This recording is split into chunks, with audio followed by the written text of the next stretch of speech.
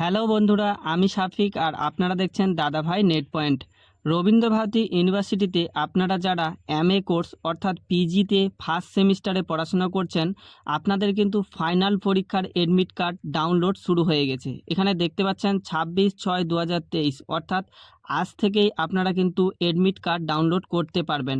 Admit card download করতে পারবেন আপনারা এই সাইটটিতে www.rbudde.in এই সাইটটিতে গেলে আপনারা কিন্তু এডমিট কার্ড ডাউনলোড করতে পারবেন।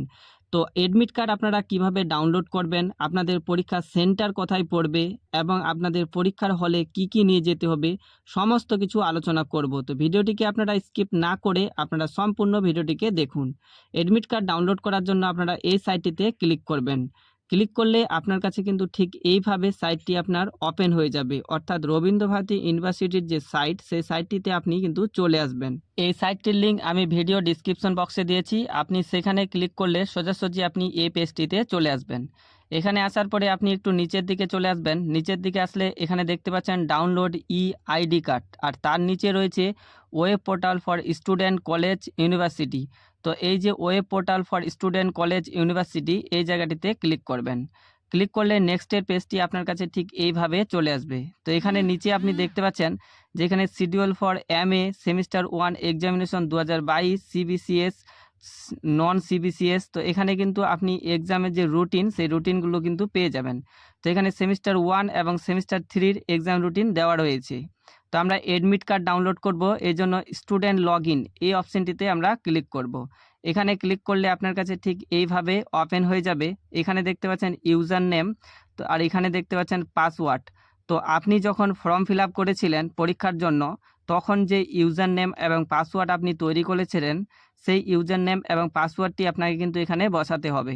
তো আমি এখানে আমার যে ইউজার নেম এবং পাসওয়ার্ড সেটি কিন্তু এখানে বসিয়ে দিলাম। বসিয়ে দেওয়ার পরে এখানে দেখতে পাচ্ছেন লগ ইন যে অপশানটি রয়েছে, এই অপশানটিতে ক্লিক করবেন। ক্লিক করলে আপনার কাছে ঠিক এইভাবে কিন্তু লগ ইন হয়ে যাবে। তো এখানে আপনার কাছে ঠিক এইভাবে ওপেন হবে। তো এখানে আপনাকে কিছু আর করতে হবে না। এখানে দেখুন সাইডের দিকে 3 ডট একটি অপশান রয়েছে, এই অপশানটিতে ক্লিক করবেন। এখানে ক্লিক করলে আপনার কাছে ঠিক এইভাবে ওপেন হবে। এখানে আপনি আপনার ছবি এবং আপনার নাম কিন্তু দেখতে পাবেন।